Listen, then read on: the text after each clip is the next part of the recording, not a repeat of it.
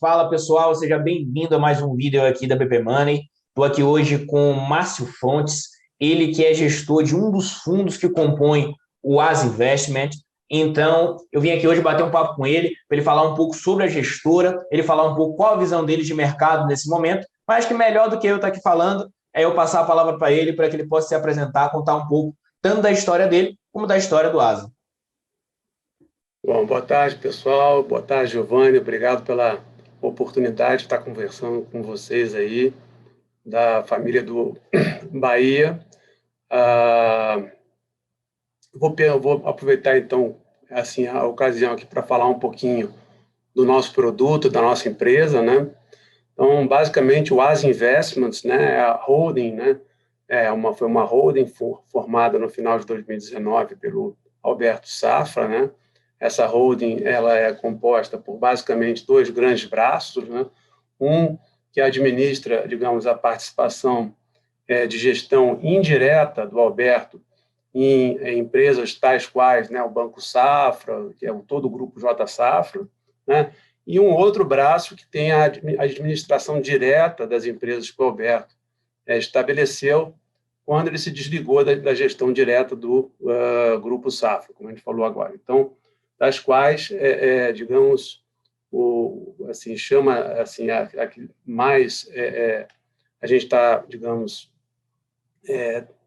está mais evoluída em termos do seu desenvolvimento é a Asa Asset, né? A Asa Asset ela é uma, vamos dizer, é uma gestora, né, de recursos que tem como proposta ser uma das maiores gestoras do Brasil aí para entrar no mercado com tudo. Ela vai ter uma linha completa de produtos, né? Cada um sendo tocado por gestores renomados que nós já estamos contratando, já estão dentro de casa. E o produto, digamos, dentro da empresa Asa Asset, que está mais evoluído, eu estou aqui como diretor da empresa, como estou falando, também é o produto do qual eu sou gestor direto, né, que se chama Asa Red. E é esse o produto que vocês vão poder comprar aí na plataforma de vocês. Tá? Eu tenho uma experiência aí de basicamente 30 anos de mercado, dos quais os primeiros 10 foram em tesouraria. Eu trabalhei, inclusive, com o Alberto no Safra, como superintendente da mesa de renda fixa do banco. Depois fui tesoureiro e chefe da mesa do JP Morgan no Brasil. E, a partir do final de 2002, eu comecei a me dedicar diretamente à gestão de multimercados, né? Então, eu fui sócio, fundador e responsável pela área macro da Fiducia Asset Management, que em 2004 chegou a ser a terceira maior gestora de fundos independentes do Brasil. No final de 2005, eu fui escalado pelo BNP, entrei no BNP Asset para fazer, dentre outras coisas, desenvolver a área de multimercados, né? A gente teve aí uma evolução muito grande, né? Começamos também um projeto com recursos pequenos, e depois, em 2009, já tínhamos aí quase 27 bilhões sob gestão de multimercados, que nos credenciou, na época, ser o maior gestor do Brasil desse tipo de produto, né? Sendo que a gente teve uma passagem bem sucedida pela crise de 2008.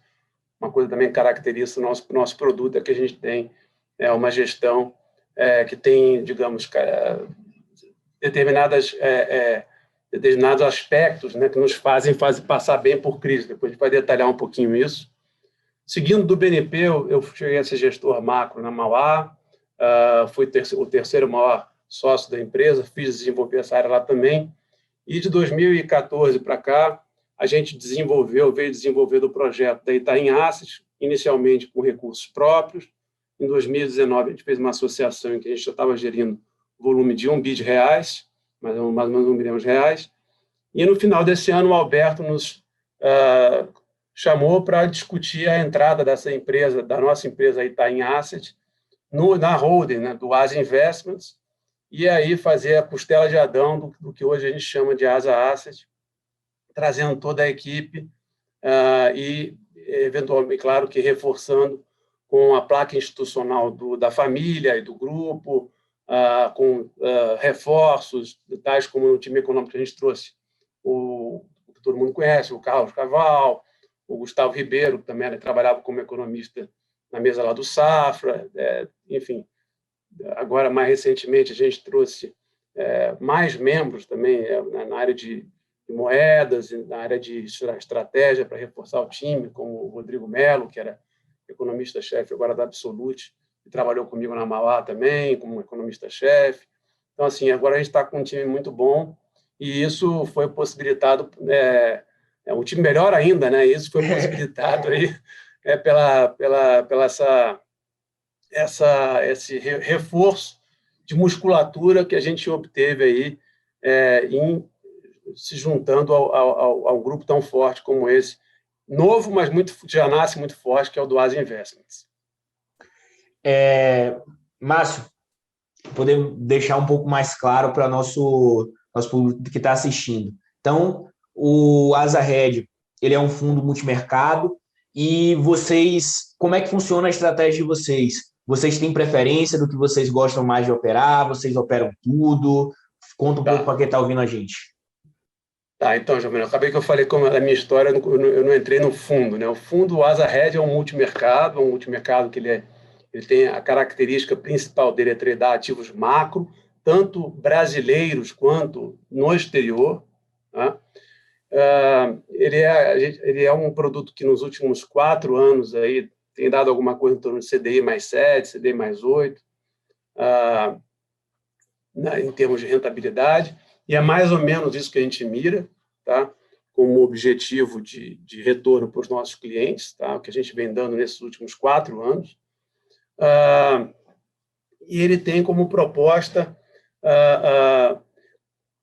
considerar sempre uma fusão, né, da nossa visão de economia global, local e aspectos técnicos do mercado, de tal maneira que a nossa execução, a entrada e saída do que a gente faz, seja eficiente, né? Isso é uma questão que já está, você pode observar que já está bem caracterizada no índice de Sharpe, né? Ou seja, o retorno que a gente gera para o cliente vis-à-vis a volatilidade do produto é um número que que a gente tem muito bom no nosso Asa Red aí. Sobre a rentabilidade do produto, acho que cabe a gente destacar aqui, como a gente falou, que a gente é um produto já testado, a gente tem, né, a gente mesmo tem 20 anos de experiência, como a gente colocou no mercado, e o produto já existe há muitos e muitos anos. Acho que vale a pena a gente colocar aqui, até aproveitar o ensejo para colocar na nossa tela aqui a rentabilidade desses últimos anos do produto. Não sei se vocês conseguiriam fazer isso.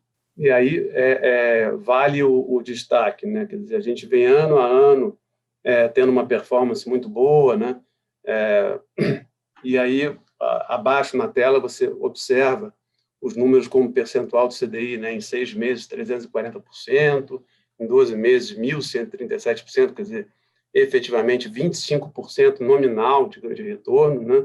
Em 24 meses, 250% do CDI, em 36 meses, alguma coisa próxima de 200%, e em 48 meses, 4 anos, 250% do CDI. Portanto, a gente tem uma história já bem testada, né? E agora, com uma equipe maior, com mais musculatura ainda, a gente entende, né, que a gente vai ter, vai conseguir oferecer para os nossos clientes, nesses próximos anos, um retorno tão bom quanto esse do passado, talvez até com mais qualidade. É uma coisa bem legal de ver aqui esses números, Márcio, é que mostra que assim, não está batendo só um CDI de 2, batia o CDI lá de 9, batia o CDI de 6 e continua batendo até agora. Exato, Giovanni.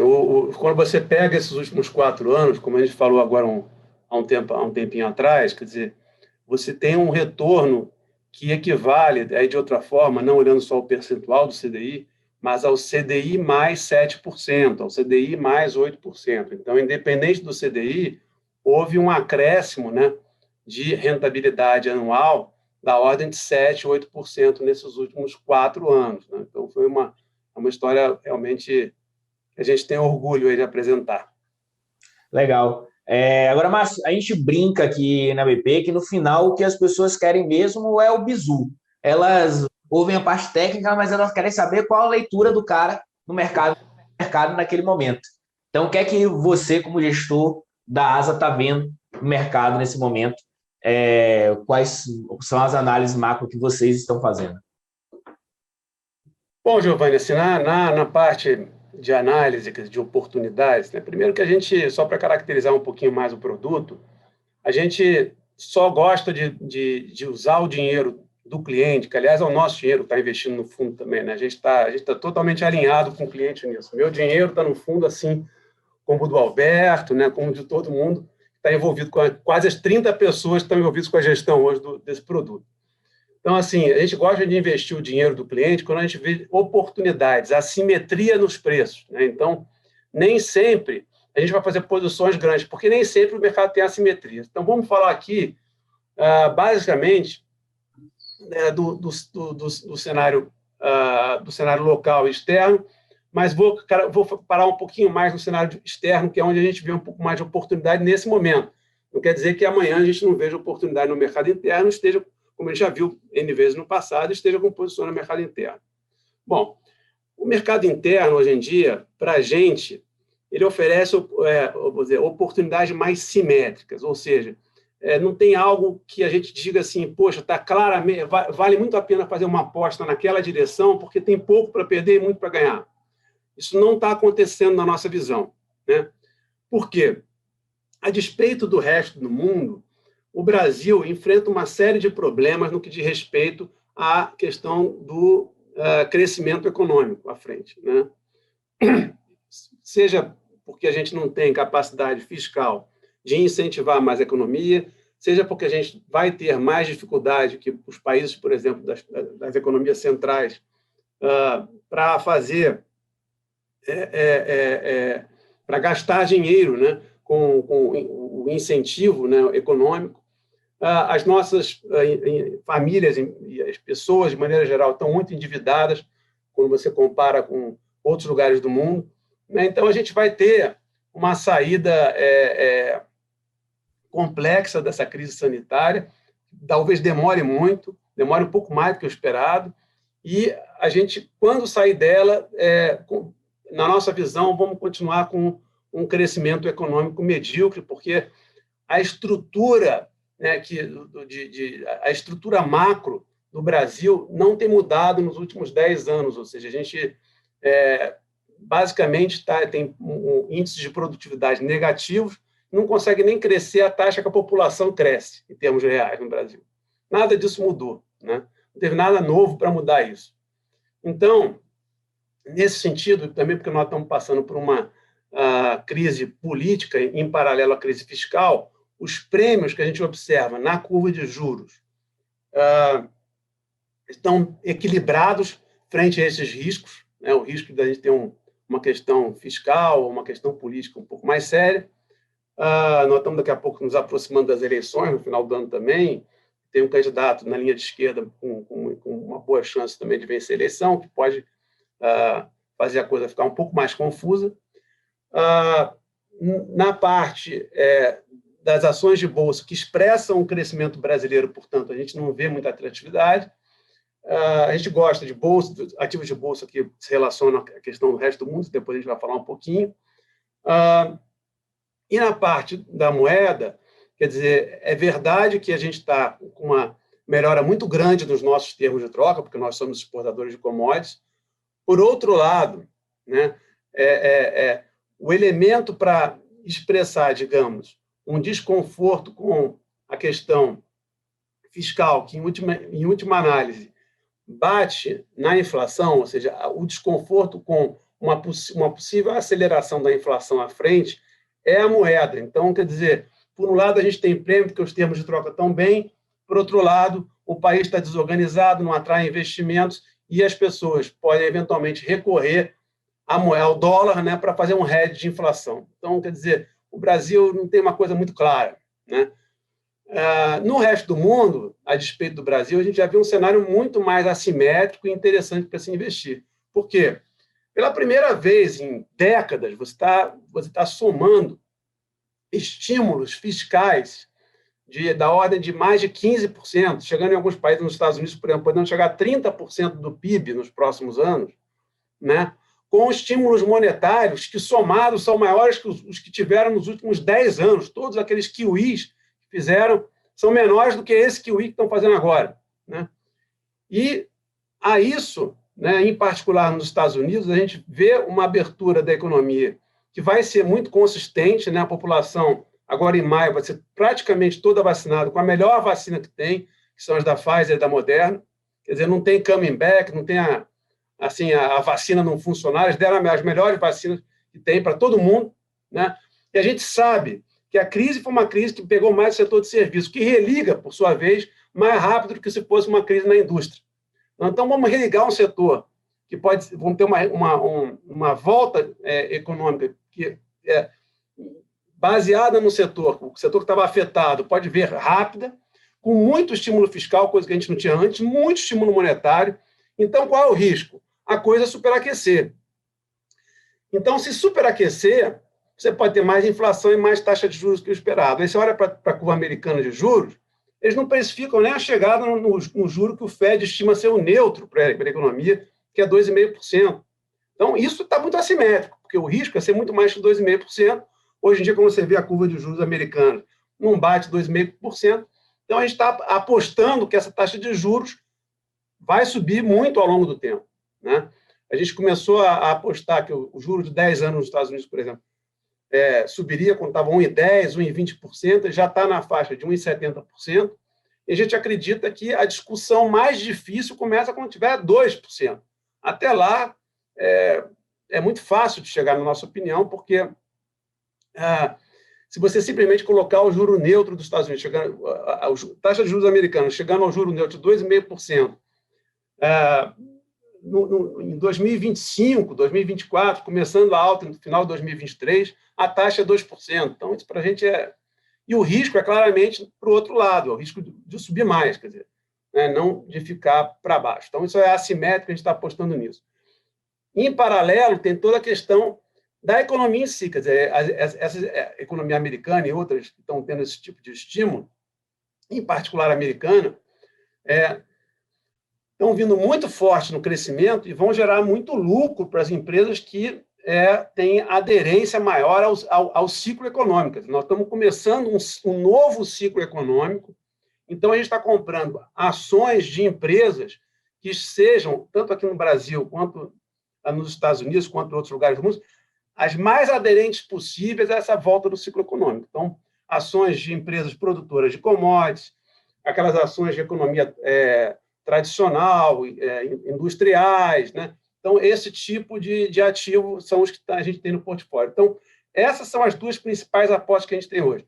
Os juros americanos vão subir, né? Os juros em dólar no mundo vão subir, e que as empresas, as ações das empresas, que a gente chama de cíclicas, vão ter seu preço ainda bem apreciado ao longo desse caminho que está começando agora, no início desse ciclo econômico aí.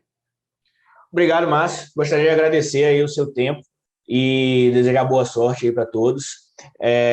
No que precisar aqui da gente, saiba que estamos sempre à disposição. Obrigado, Giovanni. Obrigado a todos aí. Um grande abraço aí para o pessoal do Bahia.